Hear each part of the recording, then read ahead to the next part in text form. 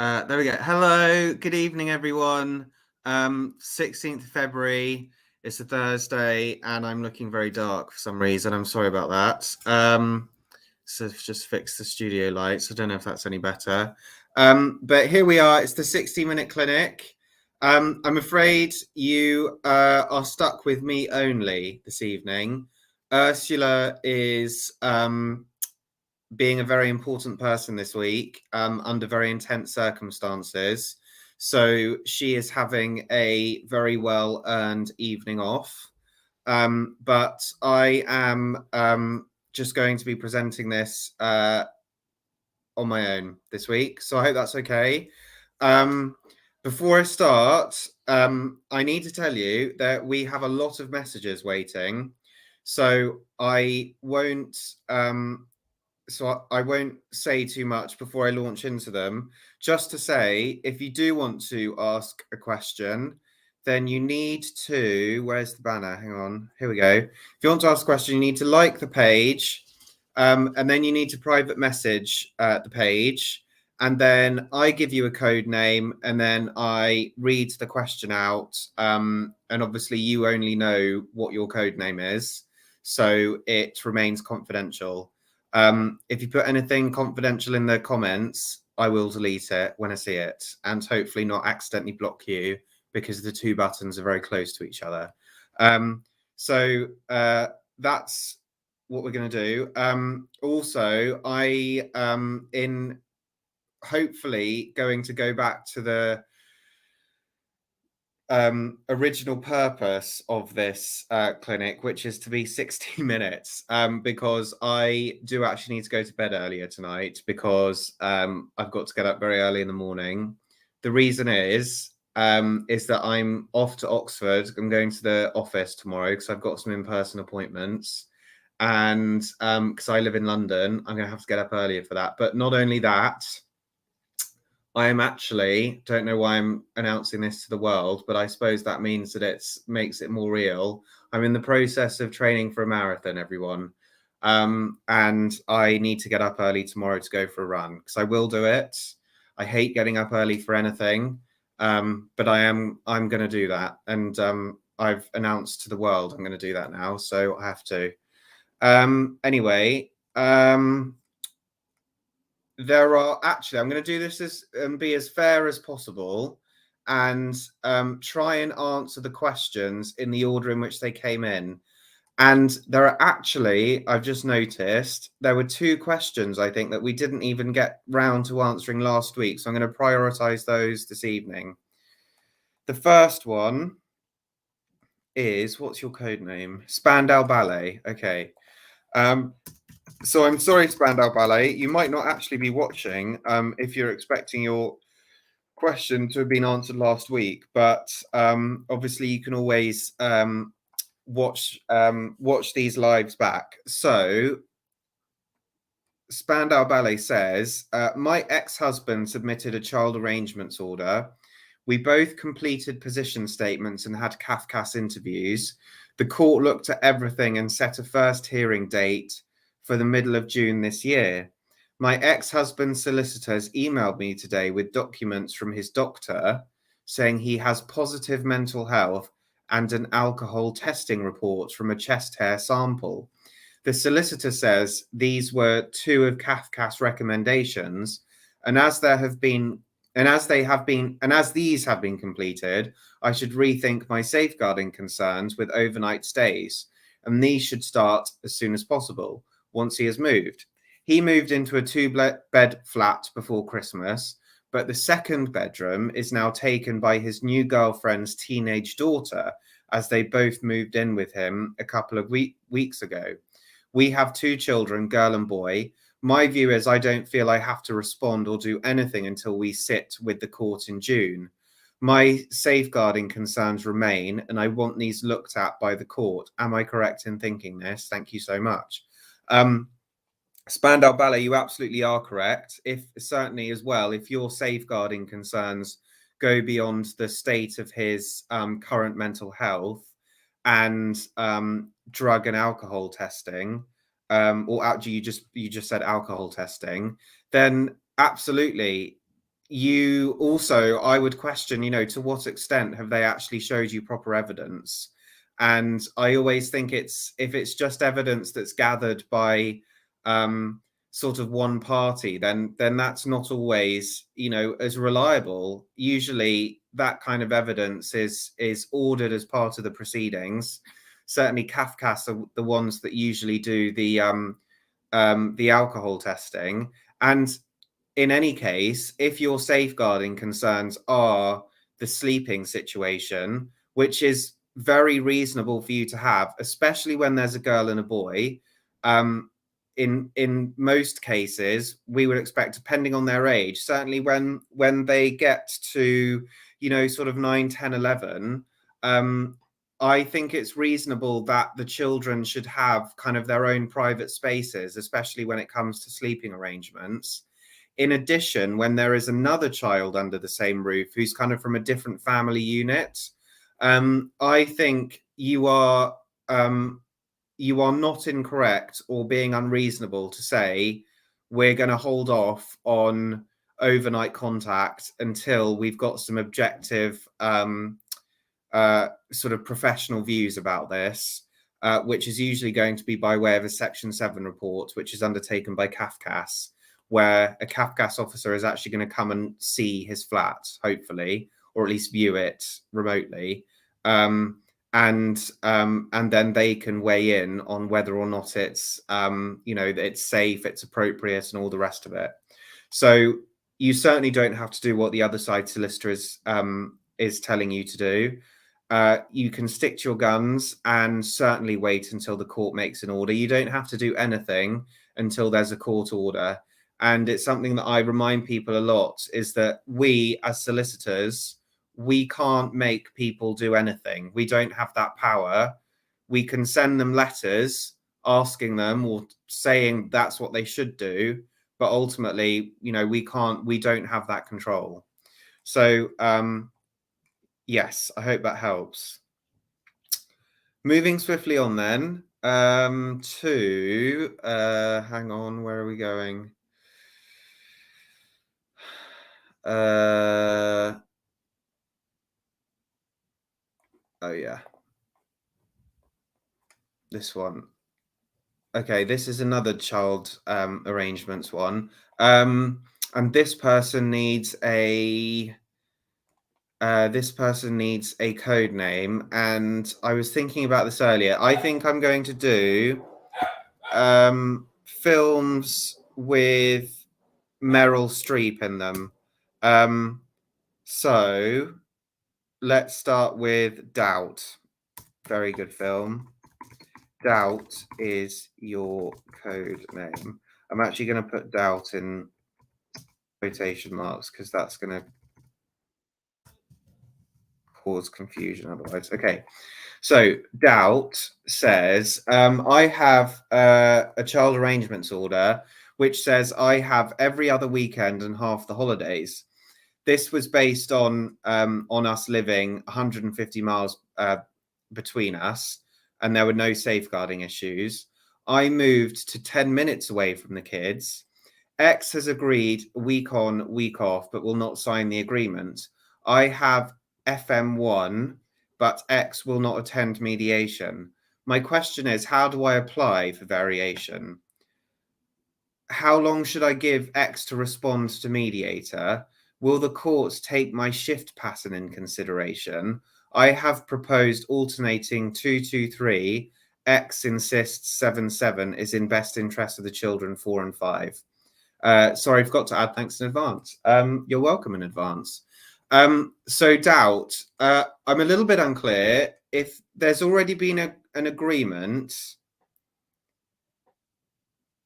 Okay, so your ex has agreed to week on, week off. So really what I want to know is that going to be impossible for you with your shift pattern? And that's why you're saying that it should be 2 days, 2 days, and 3 days? Or could you make 1 week on, 1 week off work? The thing that comes to mind certainly is if you can make 1 week on, 1 week off work, then really that's a very good thing, because it reduces the amount of handovers, and often handovers are quite a contentious place for you and the children. So I think having as few handovers as possible is actually, in most cases, a very good thing.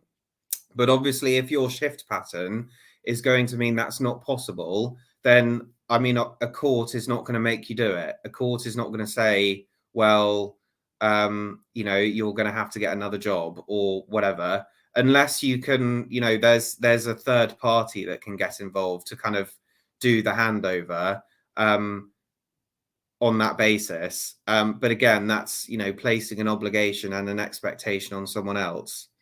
You asked about taking it back to court. I don't actually think, if you can reach an agreement, whether that be in mediation or wherever, that you do necessarily need to take it to court and apply for a variation, because I'm in most final orders, especially when there have been no safeguarding issues, it will say, usually towards the end, something along the lines of any such other contact as can be agreed between the parties in writing.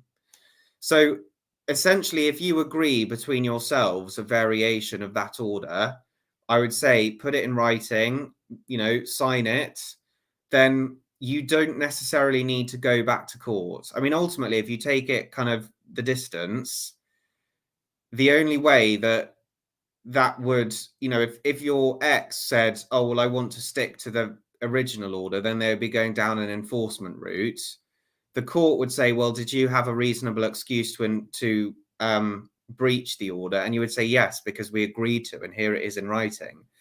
So I think you only need to go to court if you can't reach an agreement as to what the shared care or new caring routine is going to be, based on the facts that you've moved a lot closer. So no, I mean, also, it's obviously, I know, very limited information from a Facebook message, but part of me also wonders, do you need to, how long have you how long has it been since you've moved 10 minutes away? Would it actually be better to kind of maybe allow things to develop organically if your ex is able to agree that kind of thing, rather than going straight to court? I think that it's always good to consider what your other options are rather than going to court. It's, at the end of the day, a blunt instrument. It's not always, it's takes a very long time. It costs a lot of money if you're having representation. And then everything is on the table. It's not like the court is either going to say yes to what you want, otherwise it stays the same. A court can essentially make any order about what they think the child arrangement should be. And the last thing you want is for you to, for whatever reason, to be lumbered with a court order that you think really doesn't work for you. And maybe even in the end, you're getting less contact. But I mean, there's nothing to suggest that would happen, especially if you, as you said, there are no safeguarding issues. But I think it's always just, it's always a good thing to be thinking, how can I avoid going to court? Or is there, ADR, alternative dispute resolution? How is he, if he's refusing to go to mediation, in what way has he refused? Has he refused because you've said, do you want to go to mediation with me? Or has the mediator actually invited him to mediation? Aideen might be able to offer a bit more input than I can, but I always think it's much more successful if a party is invited to mediation by a mediator rather than being asked to go by the other party. I always advise my clients to do it that way rather than to invite them directly.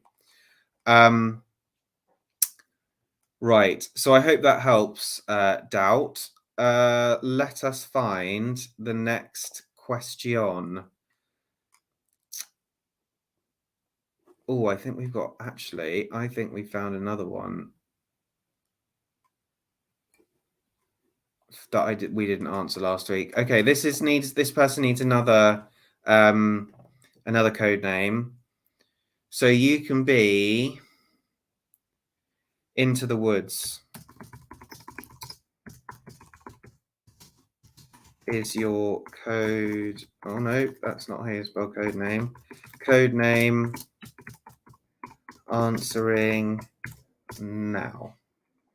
Right. So Into the Woods says, "Good evening. I'm a mum who is currently going through a court proceedings as my ex is enforcing a contact order that apparently I breached. I need representation to explain I didn't breach it.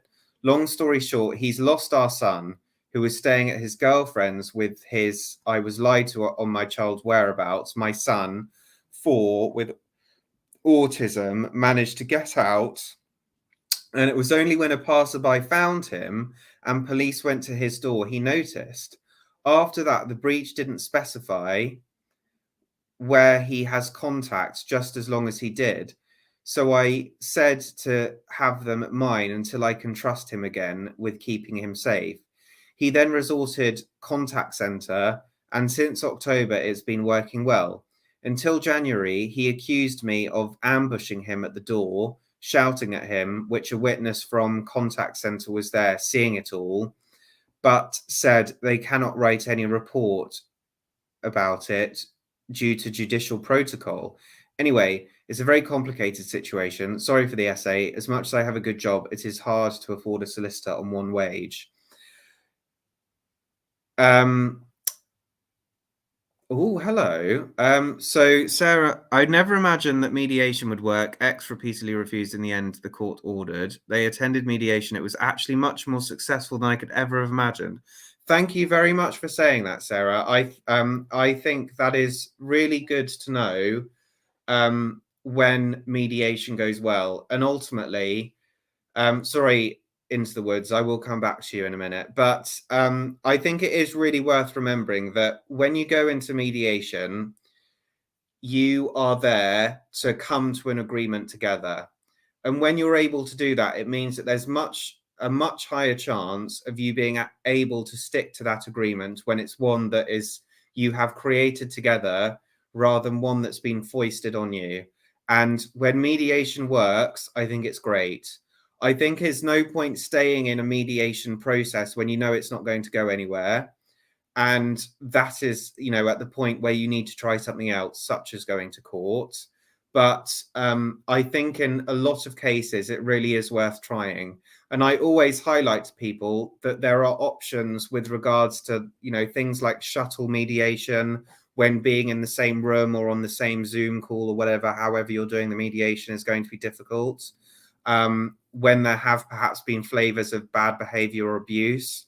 Although I would highlight that when there have been abusive behaviors perpetrated, probably that's going to mean there's less chance of mediation being successful because the person that's been abusive is unwilling or unable to see a situation from someone else's point of view. Yes, I'm glad. Oh, and you say you did shuttle. Well, I'm very glad that I tell clients that shuttle mediation is often a very good option. And that's really good to know, Sarah. So thank you for sharing that. Going back to Into the Woods. So you're in enforcement proceedings, and what I would say is if you want to Into the Woods, because you mentioned about wanting to have representation, you are absolutely right. It is never cheap, but not that this 60-minute clinic is for this purpose. But if you want to come and have a meeting with us, the first interview costs £120 all in, and it takes as long as it takes. 3 hours, 4 hours, it can take as long as that sometimes. So you are more than welcome to do that. We also have various options with regards to, whether or not you have full rep, or whether you just have pay for legal advice on what's called a pay-as-you-go basis.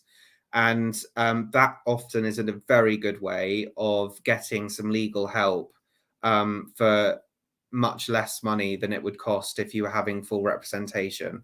So I would urge you to have a think about that into the woods if you are wanting some assistance that obviously goes beyond what we can give you on Facebook. From what you've said, though, it sounds like, I mean, that is a red flag, isn't it? A dad losing child and not noticing until the police got involved and brought child to the door. That is a safeguarding issue, plain and simple.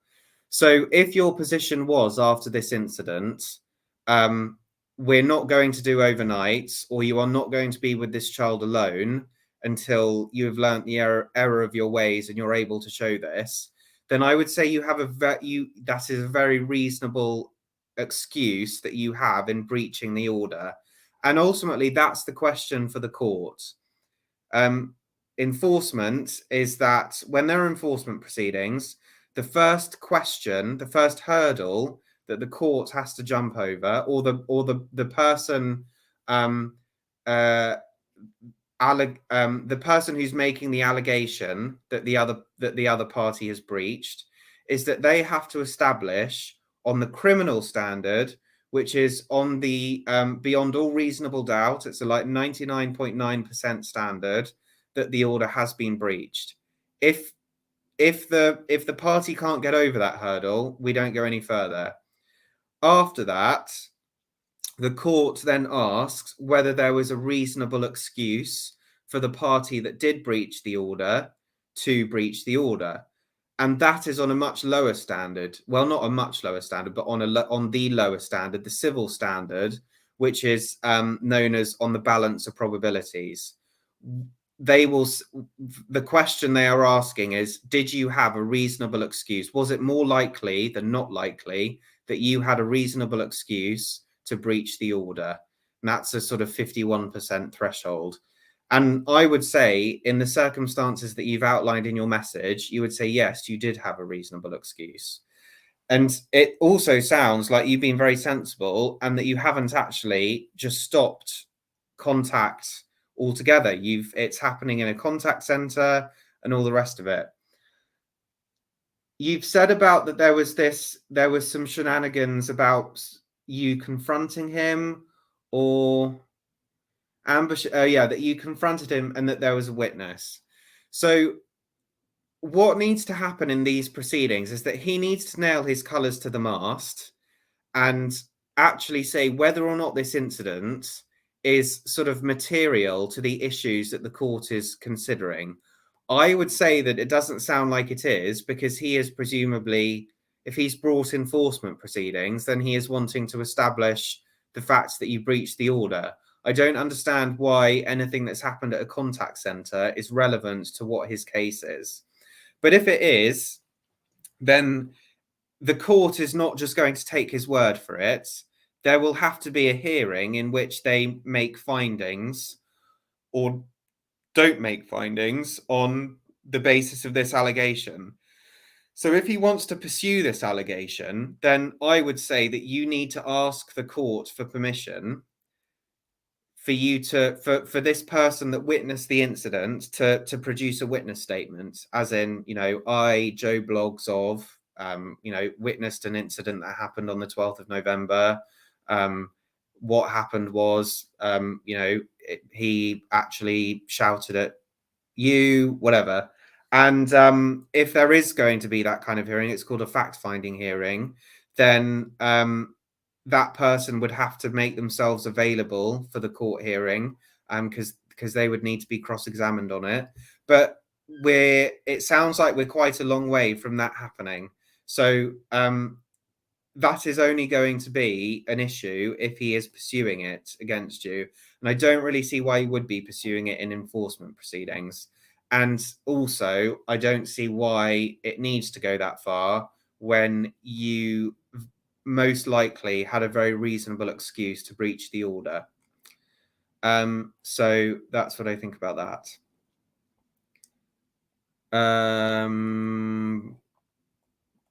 Right, let's move on. Okay, so we are now going to do... Oh, we got a new person. It's really great to see the sort of the increase in new people that are finding our page, it's really great, and we would be very grateful for anyone who is able to share and tell people about our page and our lives on Thursday evenings. Obviously, usually it's me and Ursula. We'd be very grateful to kind of get our name out there. And if you want to use us more, then I certainly have room in my diary for new clients. And as I said, a first meeting is £120 all in, including VAT. Doesn't matter where you are in the world. I mean, obviously, I can only advise you on the law in England and Wales because that's the jurisdiction in which we operate in and the one I'm qualified to work in.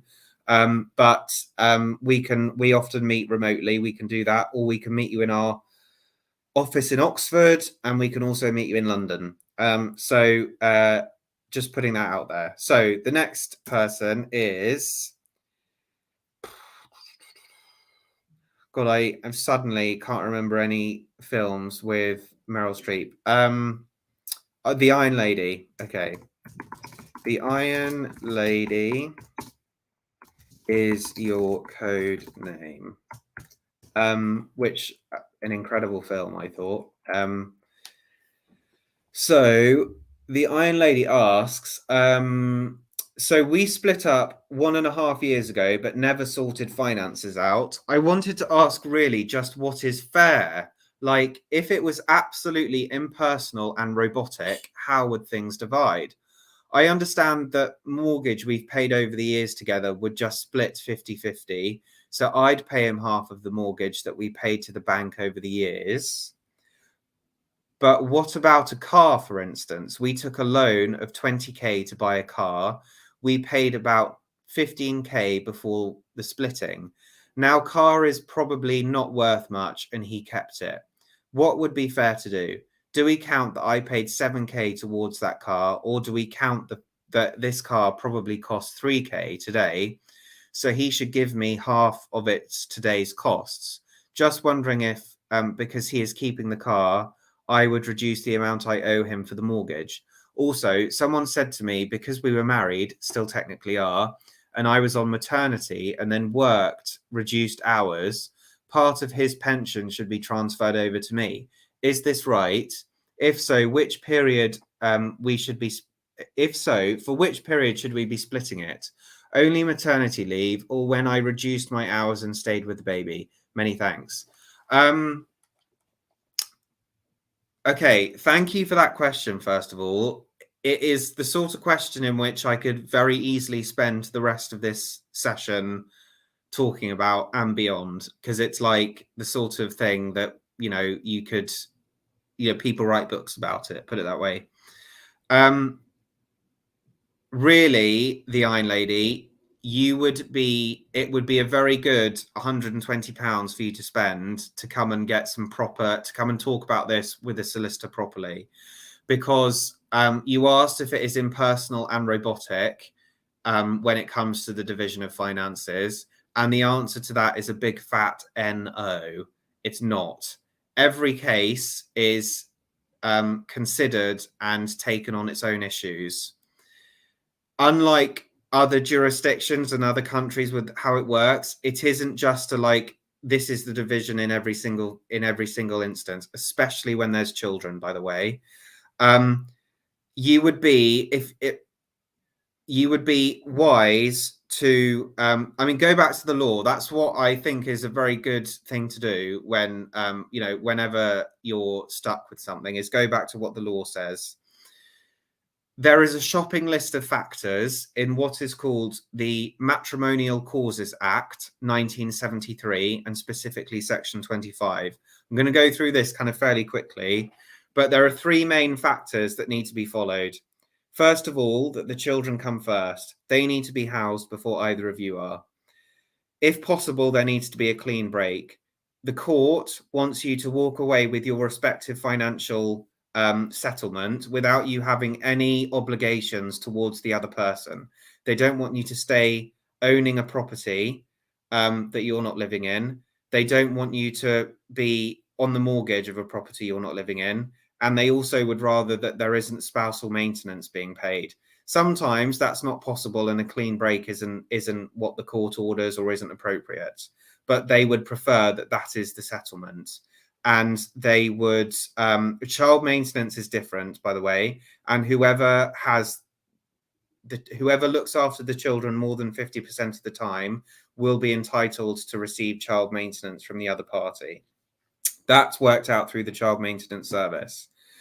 The other factors are sort of slightly more specific, and the most important ones are things like what your income is, and therefore what your earning capacity is. That's mostly relevant in terms of what mortgage you would be able to raise in your sort of under your own income. The other one is what you need. If you have 2 children, then it's likely you might need a 3-bedroom property, especially if that's what you lived in during the marriage. You know, I mean, sometimes maybe a 2-bedroom property is what you need, but it's going to depend on what the overall assets are, what there actually is, because the court can't print money. We can't print money. Then underneath that is things like contributions. And that means that what usually happens in a marriage is that one party goes out and kind of works full time, maximizes their career opportunities, but the other party takes on maybe a lesser role in their career in order to be a primary carer for the children. Those 2 contributions are seen as equal, and the court would look to sort of redress that balance. They obviously look at your age and how many working years left you have before you have to retire and rely on a pension. The duration of the marriage. So the longer the marriage, the more the court is going to sort of subscribe to the view that your assets have sort of intermingled. Conduct is one, but I'm just going to flag that and say it's very rare that you would run a conduct argument, because it's usually when there is what's called the gasp factor. It needs to be like so totally 100% massively serious for the courts to make a decision based on conduct. And then there are also things like disabilities and benefits lost is another one. But essentially the children and what your needs are, both of what your needs are, is going to be the most important thing. And both of you are under a legal duty of full and frank financial disclosure. Both of you need to make known to each other exactly what the extent of the assets are and what the debts are. If, for example, you knew that you were about to receive an inheritance because a family member or a friend had recently passed away, and you knew that you were going to benefit under that will, you have to disclose it. You have to disclose how much you understand that you are going to receive. You know, it's a very important duty. It's wide ranging and it's ongoing until you've reached an agreement. And it also includes what your salary is, you know, like your pay slips and things. Those, your ex has a right to see them. I would recommend that you have a look at Form E for Echo. Maybe if someone's watching this, they could post a link. It'd be very helpful, because that provides you, if you're in court proceedings, with the level of disclosure that's required. The starting point, well, actually, I'm going to, and when it comes to, essentially, once you've undertaken the disclosure, that forms the matrimonial pot. Usually the assets that are accrued during the marriage is going to form the matrimonial pot, but also assets that were accrued or obtained outside of the marriage, i.e. before or after separation or by way of an inheritance. There is, oh, thanks, Aideen. Yeah, that's some great info there about what I've been explaining. There are arguments that can be made that certain assets should be ring-fenced, but principally the assets that have been accrued and earned during the marriage are the ones that are going to be divided, definitely. It's about the here and now when it comes to the division. We're not as interested, especially in a marriage context, about who's paid what in the mortgage. We're interested about what the value of the property is, and therefore what the equity in the property is if this house was sold and the mortgage was paid back, how much equity is there? You know, it might be that you have a house that's worth, 400 grand. There's 100 grand left to pay on the mortgage. Therefore, you have 300 grand in equity. That's the amount of cash that you have to split. In most cases, or the starting point for the court is equality between the parties, and also what's fair. In most cases, that means a 50-50 split, but equality doesn't necessarily mean that. Equality means that let's say so if let's take an example where you have £300,000 in equity and you have a salary in which you could raise £200,000.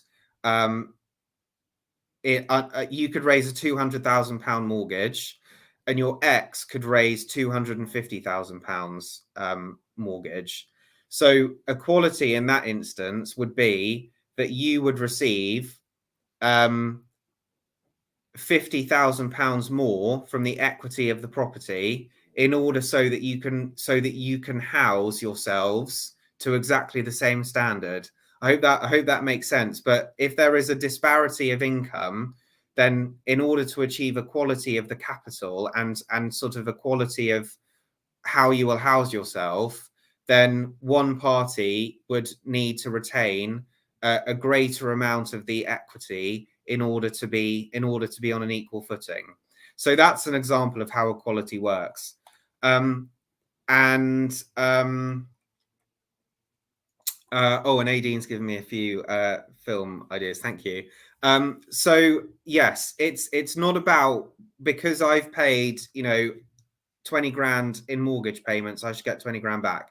It's about what the value is of the property. It's about what you need. Who is taking primary care of the children? Often, in any case, you are going to have an equal housing need, but not always, because maybe someone is going to need to live closer to the school, for example. With the pension, again, that's another asset that is up for division. In most cases, if there is a significant pension asset that is not equal, then a pension sharing order is usually necessary. And that's going to depend on what the cash equivalent transfer value is of the pension, as in how much the pension is worth. It's going to depend on how old you are, how many working years left you have to build up your own pension sort of nest egg, what your income is, what your prospects are in sort of in earning enough to ensure that you have enough pension for when you retire. So again, that's a question that's taken on its own facts depending on your own particular case. The last thing I want to say is that you mentioned that you separated 1.5 years ago. I would encourage you, if your relationship has broken down, there isn't a prospect that you're going to get back together, then really there is no reason to delay initiating divorce proceedings. It's very easy to do. When it comes to the divorce, there's no hearing or anything. It's an application you make online. The court fee is £593. I know it's quite a lot, but it is what it is. You no longer need to allege behavior of the other person. It is now a no-fault system. And I think what you don't want to do, and what is fatal in my view, is drift.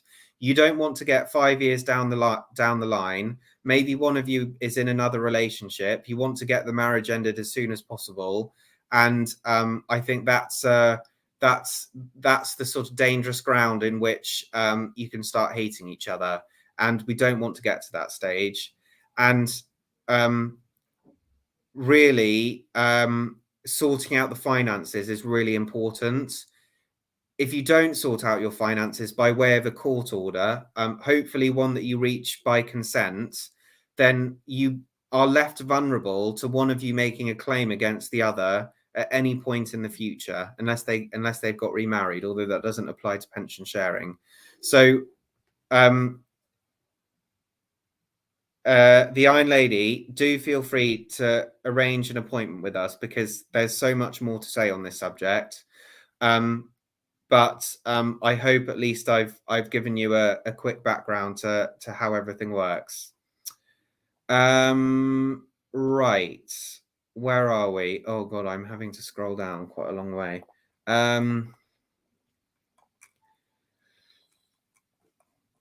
Okay, this person is the devil wears Prada.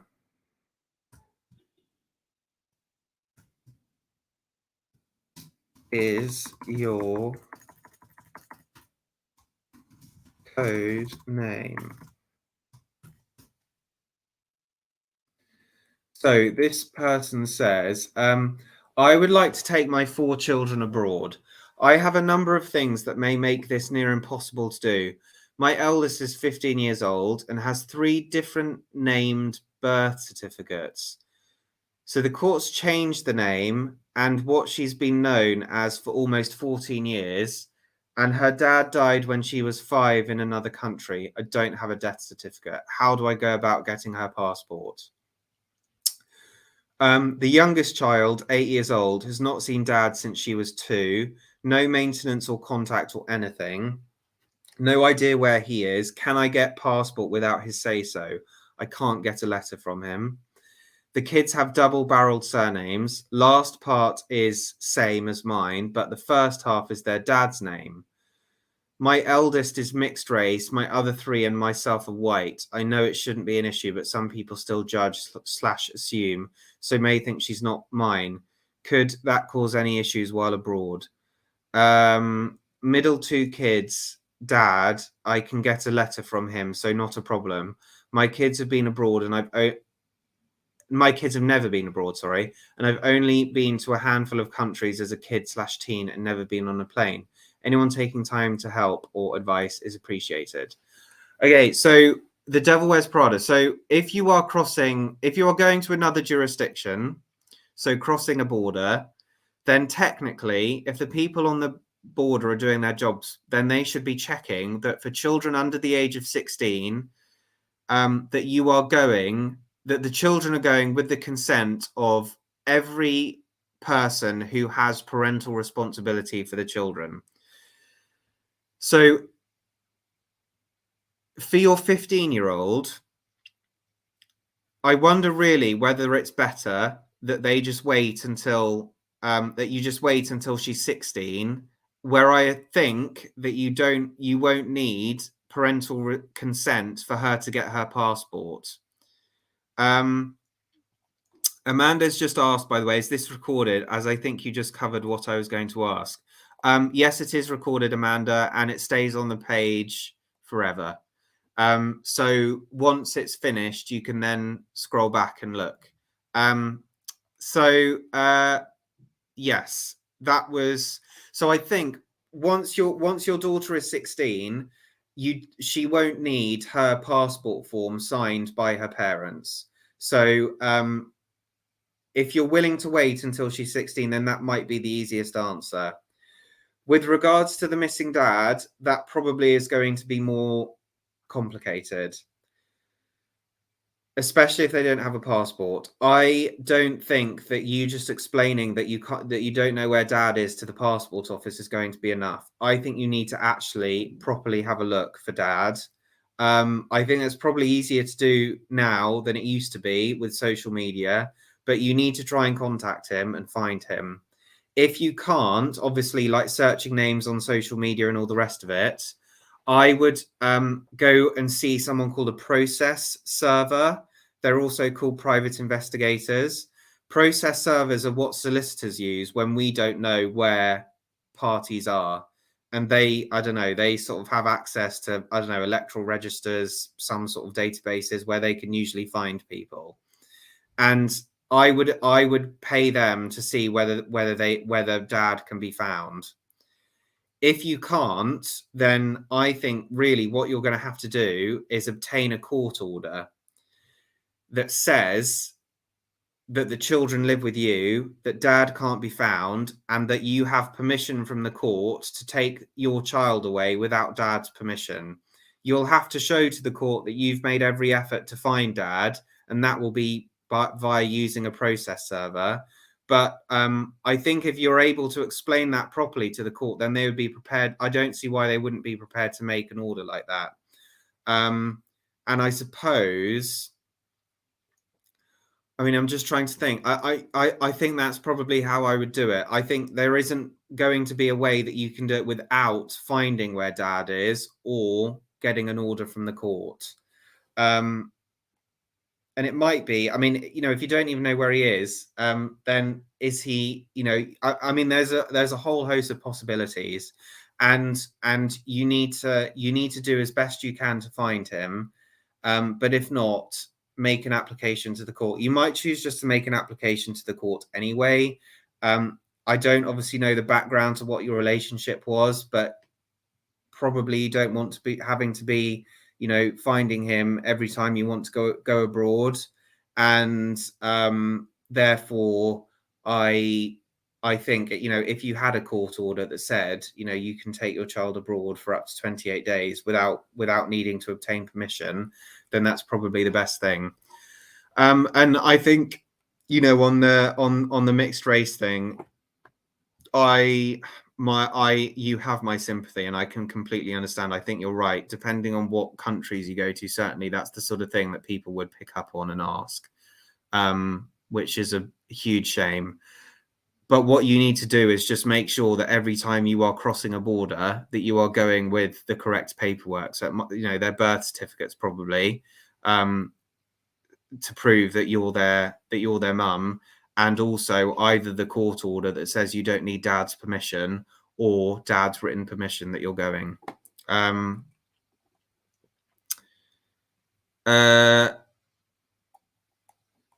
Patricia, I can see you said delete your comment. I don't see a comment that is inappropriate. So I hope maybe there's something I'm not seeing.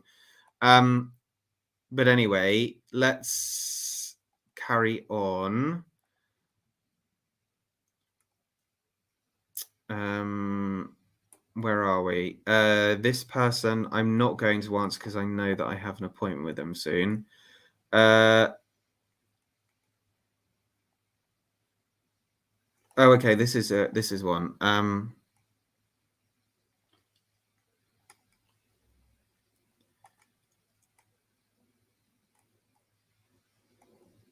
Sorry, I'm just trying to find your name. This is. Oh, okay. This is Queen Mathilde of Belgium from when we were doing European monarchs. Queen Mathilde answering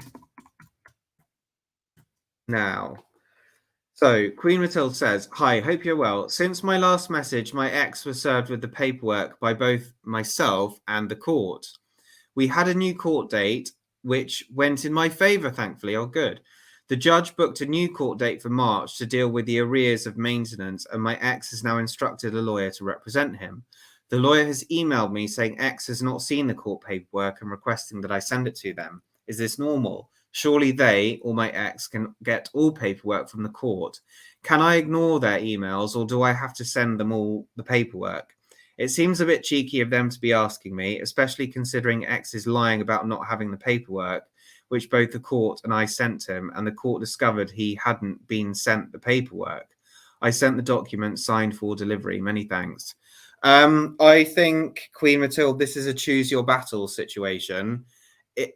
I'll be honest, it does happen with the court system as it is, that they send paperwork that should be sent to both parties to only one person. It has happened where we have suddenly been made aware that there's a hearing, like in 3 days' time, because the court had only told the other party, and when they should have told both parties. Also, a thing that I'm finding with some courts is that they send stuff in the post and it literally takes a month to get to you. And also, you are right in that if they know that then they haven't got court paperwork, that they could ask the court to send it to them. But the reality is, it takes such a long time for the court to process their correspondence and their emails and everything, that I'm not surprised that they're asking it from you. It might be that your ex is just playing games, that he's already received the paperwork. But I would, you know, there's no harm in you scanning it in an email and sending it to them. And then in that way, if at any point there's some shenanigans on his side and he said, well, I didn't know about this hearing, I didn't know about this order, then you can say, well, here's the email where I sent you the, you know, the notice or the order. And Yeah, so I think this is a choose your battle situation. This isn't one of those times in which you need to in which you need to get feisty, is what I think. So I hope that's helpful. Okay, where am I going now? So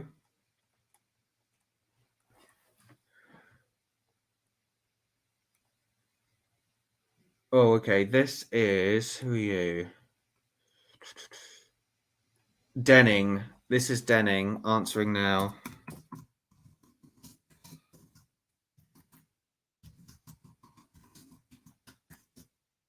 Oh, sorry, I spelt that wrong. Anyway. Okay. Hi, 2 questions for Thursday evening, if okay. Children living with mother and now will likely spend 5 out of 9 nights with father will be decided at the next hearing. Issue the 6-week summer holidays. Cafcass recommended shared holidays, but father this year doesn't want the 3 weeks and he wants to write for court order the following. The children to spend seven nights with father. The mother will be permitted a 3-week period of holiday, only 2 weeks of which shall be consecutive. For the remainder of the holiday, the normal term time arrangement shall apply. My questions are, is there a rule that I can not have them for 3 consecutive weeks? I have no family here, and especially if he doesn't want to have... So I have no family here, and especially if he doesn't want to have the kids more than 1 week, I have to provide full childcare for the rest. So potentially I could send them to my family country for a longer time. He doesn't want to have them as he doesn't want to use his leave or pay for childcare and block the children here, me having to provide childcare. Another question, if okay. I'll represent myself at the next and final hearing. This is what the solicitor who has followed me all the way through wrote to me. Even though you are the applicant, if you are a litigant in person and name of dad is the only party who has solicitors on the court record as acting for him, then it is up to his solicitors to prepare the court bundle for the next hearing. They are obligated to send you the draft index and draft practice direction documents, chronology, statement of issues, for your approval, lodging the bundle with the court for the hearing. Is that right? Do you agree? Denning, no, there are no sort of hard and fast. There's nothing to say that you can't have the children for 3 consecutive weeks or more at all. As I said, or with financial proceedings, it's the same with Children Act proceedings. You know, a lot of it is to do with, you know, a case is taken on its own facts and merits. Central question is what is in the best interest of the children. That's Section 1 of the Children Act, that the welfare of the children is the paramount consideration. It's going to depend a lot on what Cafcass have recommended, or what they will recommend during the hearing. I think you've got some valid concerns about what dad is saying in terms of if it's gonna kind of the burden is going to be on you to sort out childcare. You know, you can obviously say why that's not in the best interest of the children. I can't comment on whether or not the court is going to go for you saying that you could take them abroad. I think that really depends on where you are proposing to take them abroad, and what the kind of other issues are in your matter. And I think really, if it's going to be one of those things, isn't it, where if what he is suggesting isn't going to work for you, then you need to make sure that you are explaining to the court why that is not going to work and why it's not going to work for the children. And and if that's going to mean that either you can't work or you can't arrange childcare, then something else needs to be thought of. With the bundle, you're right. On the top of my head, you need to have a look at the family procedurals, practice direction 27. Practice direction 27. And I would say anyone who's struggling with bundles, that is the place where you need to have a look. Sorry, my phone is vibrating. Yeah, sorry about that. Is that about bundles? Yes, court bundles, practice direction 27. I am good.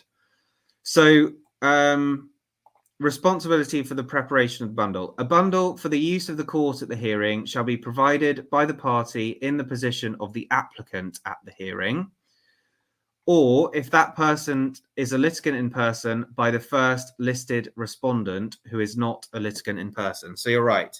If the applicant is not represented, but the respondent is represented, then it does fall to them to prepare the bundle.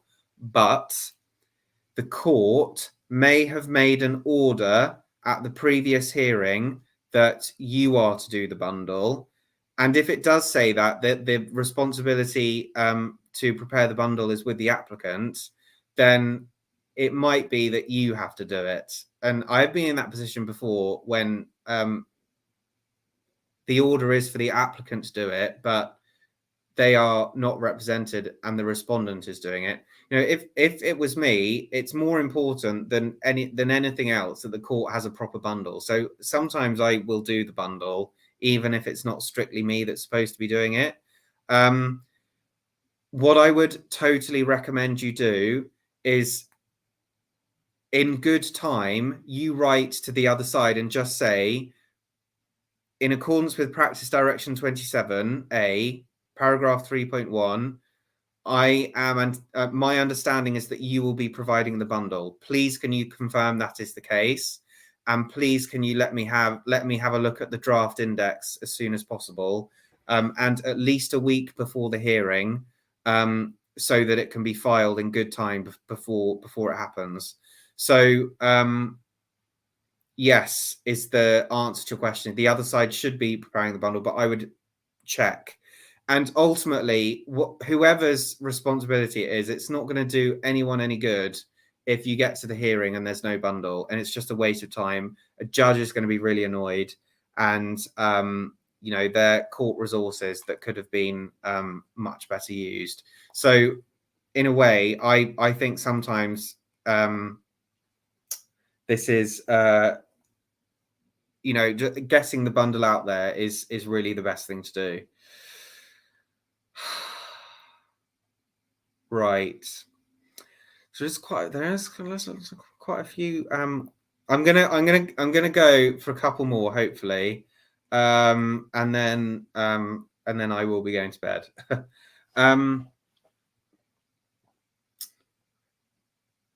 Right. This person is. Oh, you need a code name. Meryl Streep film. Is Kramer versus Kramer that's in fact, isn't that like one about divorce? Kramer, that's a Meryl Streep film, isn't it? Sorry, just Googling it. Yes, it is, with Dustin Hoffman. Okay. So you are Kramer versus Kramer.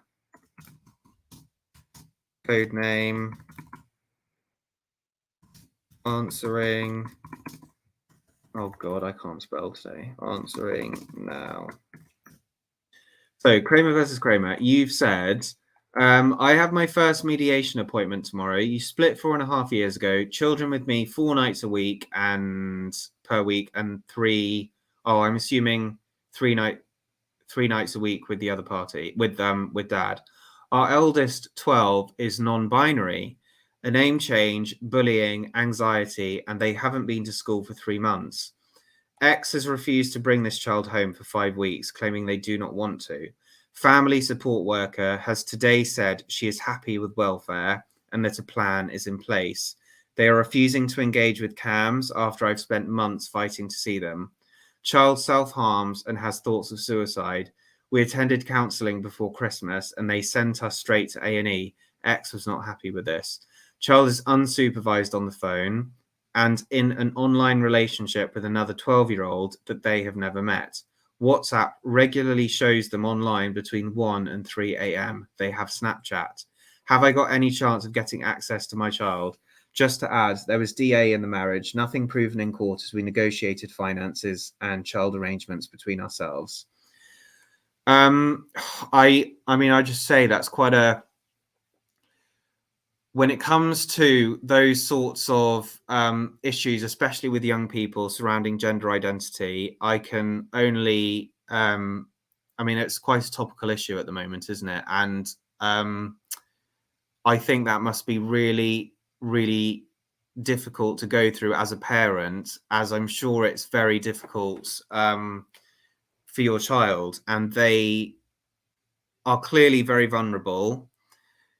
And I think that concern needs to be at the forefront of your mind, because being child focused is sometimes having to not take on the role as a parent that you think you should be taking on if it's ultimately not going to make anyone feel better.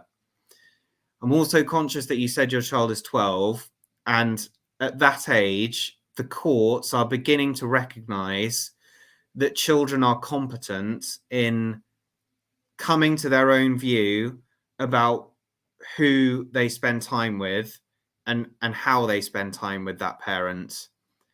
And ultimately, what the court really doesn't want to do is to be placing obligations on children that have the power to not follow them. You know, you get to a certain age, don't you, where, you know, a court order is not going to make you do anything. And ultimately, even if you were going to make an application right now, it would be a year at least before the court is actually making a decision. And your child would be 13, maybe even going on 14. And I think it might be that the court says, actually, they are too old for us to make a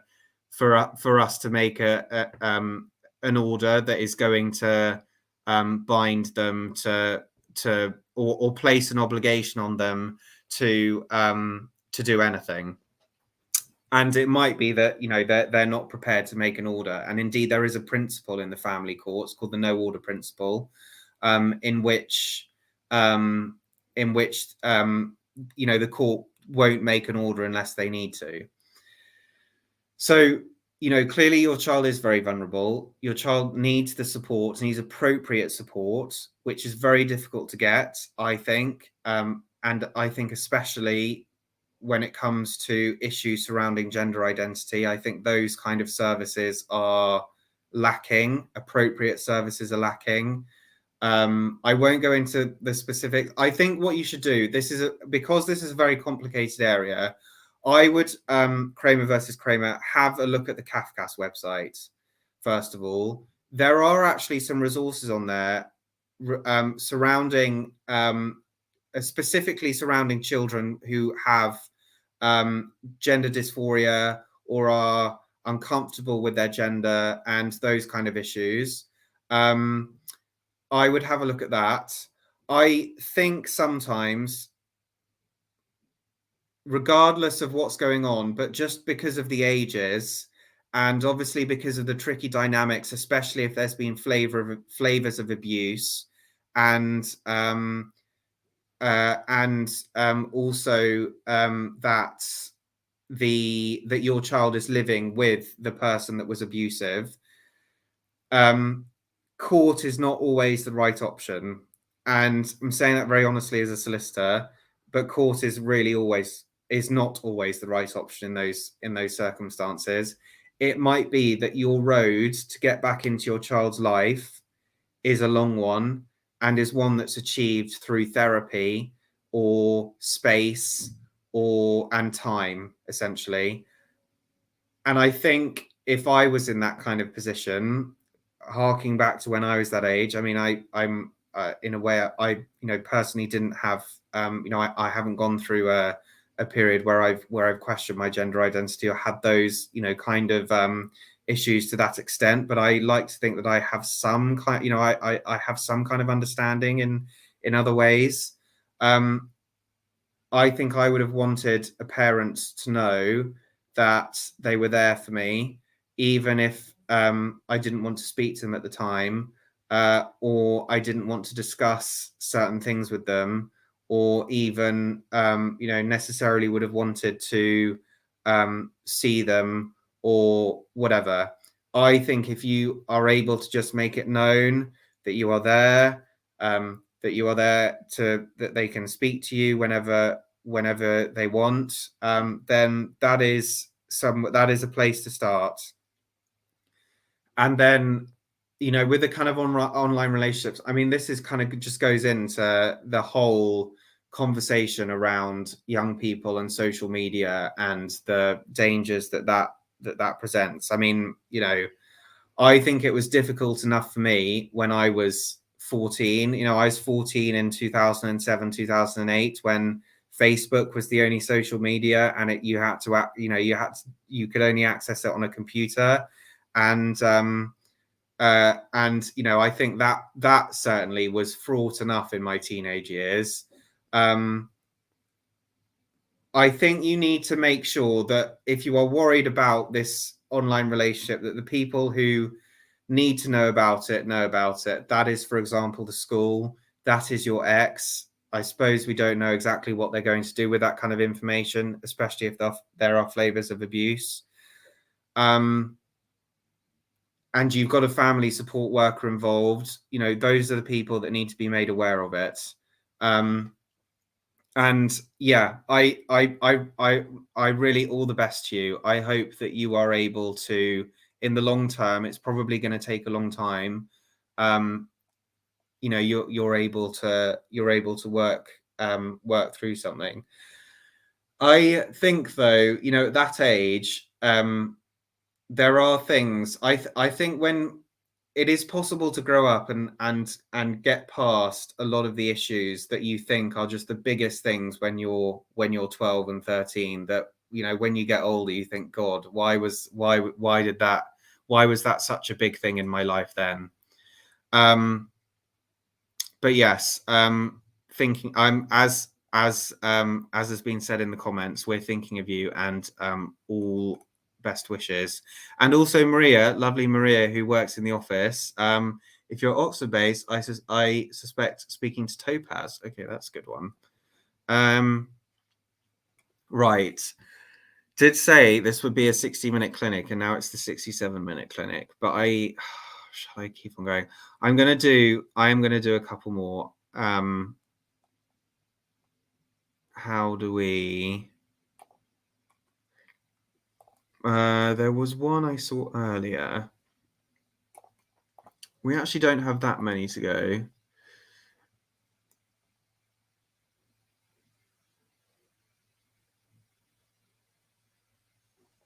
Okay, I'm going to do this person. Who is this? Blondie.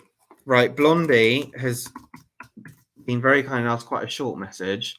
And it said, can you apply for adverse inferences if not giving full and frank disclosure? Not answering my questions by saying that's a question for cross-examination to most questions. Well, if you're at the first appointment stage, and then it is possible that the questions you are asking are related to cross-examination. But in any case, yes, you can ask, you know, you can encourage the court to draw adverse inferences from disclosure that's missing. But that's the thing you do at the end of the process when it's a final hearing, and you're doing a Section 25 statement. So yes is the answer. But I would say, you know, I obviously haven't seen the questions that you're answering, but if you are kind of, if the questions you're answering is, you know, why have you spent 500 quid a month in, you know, on an online casino, then that is a question for cross-examination. That isn't something they have to be answering at this stage. So hope that helps.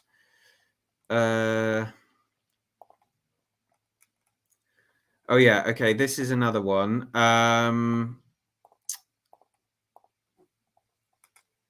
Suffragettes, although Meryl Streep was in that for about 30 seconds, which really annoyed me because I thought the marketing of that film was like very Meryl Streep centered. Answering now.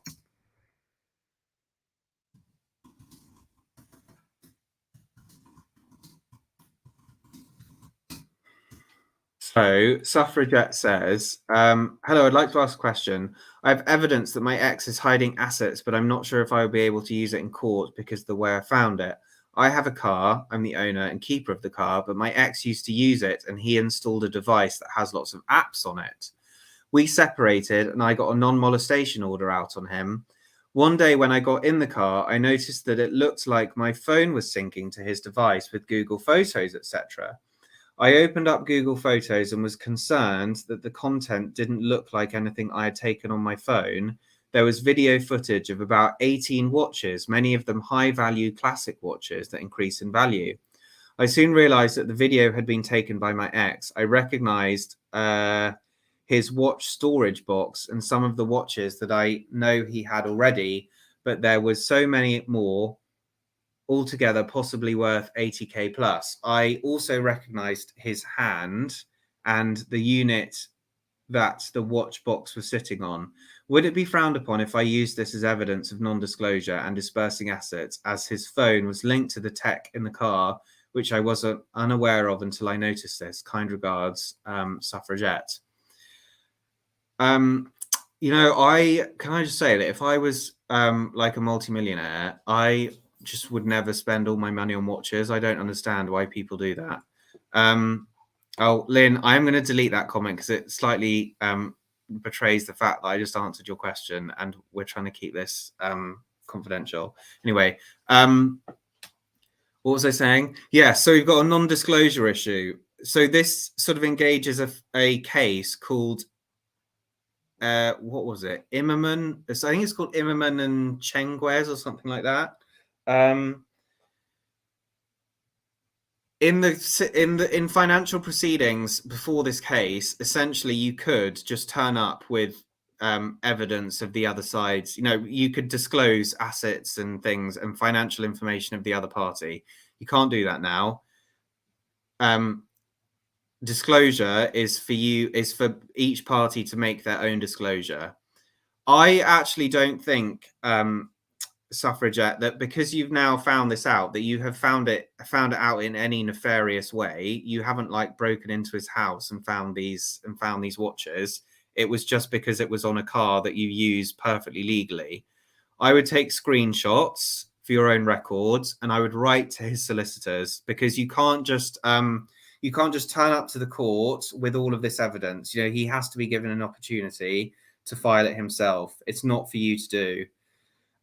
So I would write to his solicitors and say, your client's Google Photos is still signed in on my on the app in my car or whatever it is,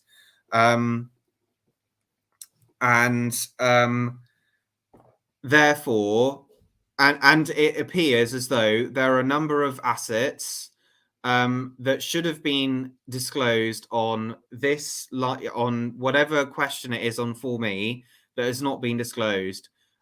Please, could you disclose it?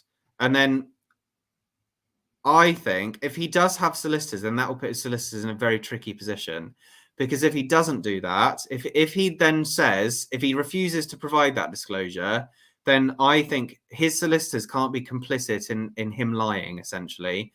So I think that would mean they would probably have to stop acting for him if they continue to not disclose, or if your ex continue to not disclose.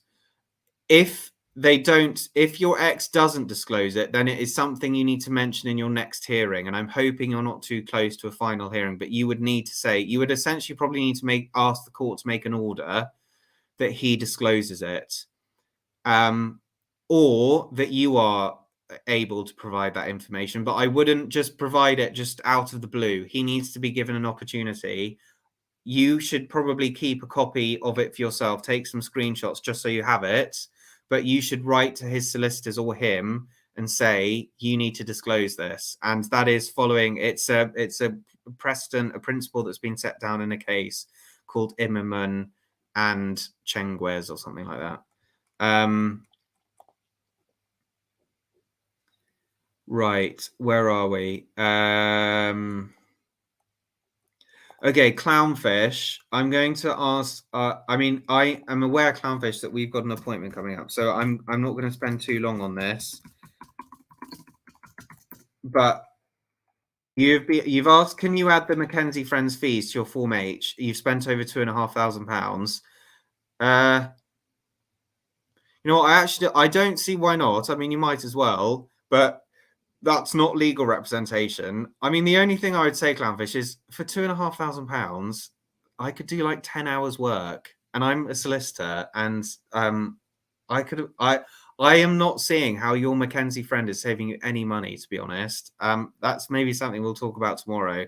But seriously, I think for £2,500 is a lot of money to spend on a Mackenzie friend. Mackenzie friends aren't there to be doing your litigation for you or even to be assisting with your litigation. Mackenzie friends are there to help, to be a hand holding thing, as in to kind of help you marshal your thoughts when you're in court. And there has been a number of cases when Mackenzie friends have been heavily criticised for acting like lawyers when they're not. And I think that's a bit of a red flag for me, Clownfish, that you've spent that much money on what a solicitor could have been doing for you properly. And then you've also said, what are your best tips for getting the most out of your pay-as-you-go appointments? And the first thing is sending any documents you want me to look at beforehand. Not that I am always able to look at them properly beforehand, but it's good to kind of know exactly what you're wanting advice about, and for you to write down your questions, and for you to come armed with a pen and paper to take notes of the advice that you're given. So that's that. Okay, I think we're going to leave it there. Yeah, it's now one. I think if there's anyone that I've missed, I promise you will be prioritized next week. And I will make a note of it. So that was the Family First 60-minute clinic. Happens every Thursday at 8 p.m. ish. And yes, we'd be really grateful if you could spread the word about us. Tell people in various Facebook groups and things that we do this.